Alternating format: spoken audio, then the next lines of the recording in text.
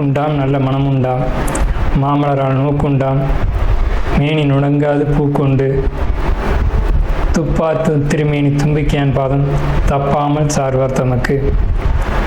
இந்த வீடியோவில் நம்ம பார்க்கக்கூடிய விஷயம் அப்படிங்கிறது மே மாதத்துக்கான பலன்கள். இந்த மே மாதம் அப்படிங்கிறது ஆங்கில மாதம். மே மாதம் அப்படிங்கிறது சித்திரையினுடைய 18ஆம் தேதியிலிருந்து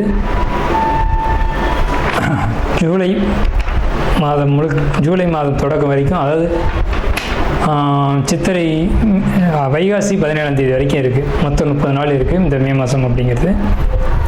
இந்த 30 நாளுக்குமான பலன்கள் அப்படிங்கிறது என்ன, 12 ராசிக்கும் அப்படிங்கிறத நம்ம பார்க்குறோம். முதல்ல இந்த சித்திரையினுடைய விசேஷங்கள் என்ன அப்படிங்கிறத பார்ப்போம். சித்திரை மாதம் அப்படிங்கிறது சித்ரா பௌர்ணமி அப்படிங்கிறது ரொம்ப தவிர்க்க முடியாத ஒரு விஷயம்.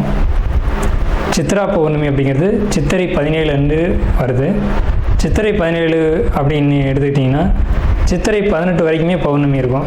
சித்திரை 18 தான் மே மாதத்தினுடைய முதல் நாள். அப்போ இந்த மே மாதம் தொடங்கிறது சித்ரா பௌர்ணமியில் தான் தொடங்குது. ஸோ இந்த மே மாதம் மிகுந்த சிறப்பு வாய்ந்த மாதம் அப்படிங்கிறத நம்ம தெரிஞ்சுக்கணும். இந்த மாதத்தினுடைய கிரக நிலைகள் அப்படிங்கிறது ரொம்ப ரொம்ப ரொம்ப விசேஷமாக இருக்குது. என்ன விசேஷமாக இருக்குது அப்படின்னு கேட்டிங்கன்னா, மேஷத்தில் வழக்கம் போல் எல்லா சித்திரை மாதத்திலும் சூரியன் உச்சமாக தான் இருப்பார். ஆனால் இந்த வருடம் மட்டும் செவ்வாய் ஆட்சி பலம் கொண்டு அதே வீட்டில் இருக்கார். அதே மாதிரி ரிஷபத்தில் புதனும் சுக்கிரனும் 2 நட்பு கிரகங்களும் இணைஞ்சு ஒரு அற்புதமான ஒரு நிலையில், சிம்மத்தில் கேது, அடுத்த நிலையில் பார்த்திங்கன்னா மிதுனத்தில் குரு, அவர் இந்த மாதத்தில் கடகத்தை நோக்கி பயணிப்பார். அதே மாதிரி கும்பத்தில் ராகு, மீனத்தில் சனி.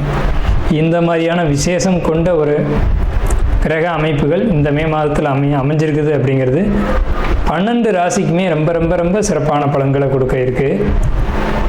என்ன அப்படின்னு கேட்டிங்கன்னா, 2 சுப கிரகங்கள் அதாவது ஒரு சுப ராசியில், ரிஷபம் அப்படின்றது விசேஷமான ராசி, அங்கே புதனும் சுக்கிரனும் இணைஞ்ச மாதிரி ஒரு மாதம் பிறக்குது அப்படின்னாலே அது விசேஷம்தான். சரி, என்ன மாதிரியான நல்ல பலன்கள் நடக்கும் அப்படிங்கிறத நம்ம பார்ப்போம். இந்த சித்ரா பௌர்ணமியினுடைய விசேஷங்கள் என்ன அப்படின்னு பார்த்தீங்கன்னா, சித்ரா பௌர்ணமி அன்னைக்கு தான் சித்திரகுப்தனுடைய வழிபாடு நடக்கும். சித்திரகுப்தன் அப்படிங்கிறது யாருன்னு கேட்டிங்கன்னா, யமனுடைய பிஏ, அதாவது அசிஸ்டண்ட். இவர் தான் பாவ புண்ணிய கர்மா கணக்குகளை கையில் வச்சக்கூடியவர்.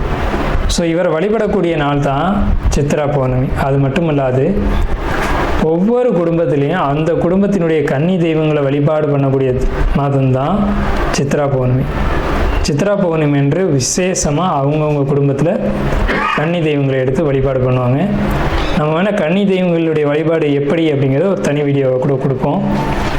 ஸோ கன்னி தெய்வ வழிபாடு அப்படிங்கிறது ரொம்ப விசேஷமானதும் கூட, முக்கியத்துவம் வாய்ந்ததும் கூட. இதில் சித்திரகுப்தனுடைய வழிபாடு ரொம்ப ஒரு அவசியமான விஷயம். அதே மாதிரி திருவண்ணாமலை கிரிவலம், அவரவருடைய குலதெய்வ வழிபாடு. இதில் ரொம்ப குறிப்பிட்டு பேசணும் அப்படின்னா அன்னதானம் கொடுக்கறது. இந்த சித்திரை மாதத்தினுடைய ஒரு உக்கிரமான காலகட்டத்தில் அன்னதானம் கொடுக்கறத காட்டிலும் நீர்மோர் கொடுக்கறது, தாகத்துக்கு தண்ணீர் கொடுக்கறது, இதெல்லாம் ரொம்ப ரொம்ப விசேஷம்.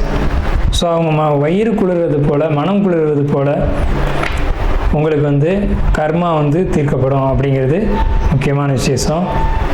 ஸோ இது முக்கியமான விஷயம். அதே மாதிரி இந்த சித்திரை மாதத்தில் கத்திரி வெயில் அப்படிங்கிறது மே மாதம் 4ஆம் தேதி அன்னைக்கு மே 28 வரைக்கும் இருக்கும். இந்த 25 நாட்களும் மக்கள் அதிகப்படியாக யாரும் வெளியில் வராமலும் சில விஷயங்களை தவிர்த்துக்கவும் வேணும். அன்பார்ந்த மேசராசினியர்களே, இந்த மே மாதம் அப்படிங்கிறது உங்களுக்கு ஒரு உன்னதமான காலகட்டம் தான் சொல்லணும். என்ன விஷயம்னு கேட்டிங்கன்னா, கடந்த காலகட்டங்களில் இருந்த நிலைமை போக இப்போது கிரக நிலைகள் அப்படிங்கிறத வச்சு பார்க்கும்போது கிரகத்தை வெல்ல மனிதனால் முடியாது அப்படிங்கிற ஒரு அடிப்படையில், ஏன் அப்படி சொல்கிறோம்னா, கடந்த காலகட்டத்தில் எதிரியினுடைய ஒரு தாக்கம் அப்படிங்கிறது பெரிய அளவில் வந்திருக்கும். இப்போ அதே எதிரியை நம்ம என்ன சொல்லுவோம்னா, சரிப்பா உன்னால் முடிஞ்சது நீ பாரு அப்படின்னு நம்ம சொல்லுவோம். அதுலேயும் நம்மளுடைய நிலை அப்படிங்கிறது முன்னாடி இருந்ததை விட இப்போ ஒரு தைரியமான ஒரு சூழலுக்கு வந்திருப்போம். என்ன காரணம்னு கேட்டிங்கன்னா, இந்த மாத கிரகம்னு சொல்லக்கூடிய செவ்வாய் வந்துட்டு ஆட்சி பலத்துக்கு வந்திருக்கு. 5 கூடிய சூரியன் உச்ச பலத்துக்கு வந்திருக்கு. ஸோ இதெல்லாம் வச்சு பார்க்கும்போது எதிரிகளை வென்று எதிரிகள் தோற்று ஓடக்கூடிய காலகட்டம். ஏதாவது பண்ணி இவனை வந்து முடிச்சிடலாம் அப்படின்னு நினச்சது போக இவனை ஒன்றுமே செய்ய முடியாதா அப்படின்ற ஒரு சூழ்நிலைக்கு எதிரி போயிடுவான். ஸோ இப்படி எதிர்ப்புகள் நீங்கக்கூடிய காலகட்டம் அப்படின்னு முதல் விஷயத்த சொல்லி, பணம் பொருளாதாரம் இதை பொறுத்த வரைக்கும் தேவைக்கு மிகுதியாகவே உங்களுக்கு வருமானம் வரும். அது கடனாக இருக்கலாம் அல்லது கொடுத்திருந்த வருமானமாக இருக்கலாம். ஏதோ ஒன்று வரவேண்டிய பொருளாதாரம் உங்களை தேடி வரும். உங்கள் பாக்கெட்டில் பணம் இருந்துக்கிட்டே இருக்கும், உங்களுடைய ஜிபேயில் பணம் இருந்துக்கிட்டே இருக்கும். அதை நீங்கள் செலவு பண்ணுறீங்க, இல்லை பத்திரமா வச்சுருக்கீங்க, இல்லை அது கடனுடைய பணம், அதை கடன் அடைக்கணும் அப்படின்னு நீங்கள் நினைக்கிறீங்க. இதெல்லாம் உங்களுடைய விருப்பம், இதெல்லாம் உங்களுடைய பாடு. ஆனால் உங்கள் கையில் பணம் இருக்கும். அது யார் பணமோ அது நமக்கு தெரியாது. சரிங்களா? அடுத்த நிலையில் பார்க்கும்போது முயற்சிகள் எல்லாம் உங்களுக்கு வெற்றி அடையுமா அப்படின்னு கேட்டிங்கன்னா, எதை தொட்டாலும் வெற்றி அடையும். எந்த விஷயத்தை முயற்சி பண்ண இவ்வளோ நாள் நீங்கள் முயற்சி பண்ணிக்கிட்டே இருந்திருப்பீங்க, சலிச்சே போயிருந்தீங்க. என்னடா வாழ்க்கை இது, எவ்வளோ முயற்சி பண்ணுறோம், வாழ்க்கையில் வெற்றி அடையவே முடியல அப்படின்னு நினச்சது போக வெற்றி அடைஞ்சு முன்னேற்றங்களை நீங்கள் பார்க்கக்கூடிய காலகட்டம். பொருளாதார முன்னேற்றம், முயற்சிகளுடைய வெற்றி, தொழில் முயற்சிகளில் வெற்றி. என்னென்னு கேட்டிங்கன்னா, தொழில் தான் ஒரு மனிதனுடைய அடையாளம். இந்த மே மாதத்தில் மட்டும் எந்த தொழில் முயற்சிகள் நீங்கள் எடுத்தாலும் அது வெற்றி அடையும். வெளியூர் பயணங்கள் கொஞ்சம் குறைச்சிக்கணும். வெளிநாடு பயணங்கள் அறவே வேண்டாம். அதே மாதிரி உங்களுக்கு கடன் வாங்கக்கூடிய சூழ்நிலைகள் அதிகமாக ஏற்படும். கடன் வாங்கிக்கோங்க.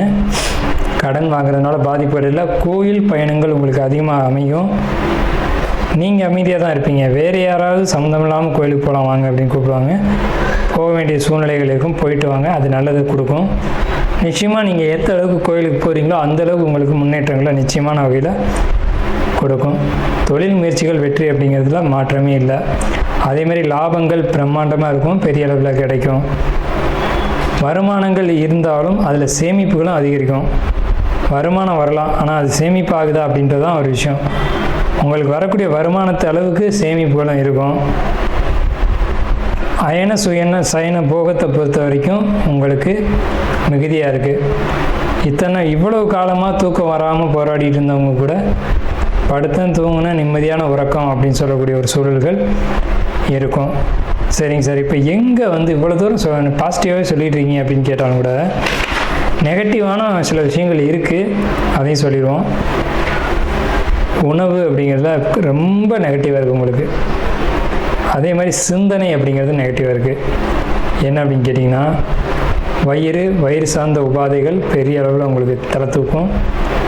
அதே மாதிரி சிந்தனைகள் தடுமாறி, அதாவது கணவன் மனைவி உறவுகளுக்குள்ள பிரச்சனைகளை ஏற்படுத்தும், குடும்பத்தில் பிரச்சனைகள் ஏற்படுத்தும், தந்தை மகன் உறவுகளுக்குள்ளேயும் கசப்புகளை ஏற்படுத்தும், சண்டை சச்சரவுகளை கொடுக்கும். அது வாக்குவாதங்கள் தான், வேற ஒன்றும் பெரிய பாதிப்புகள் இல்லை.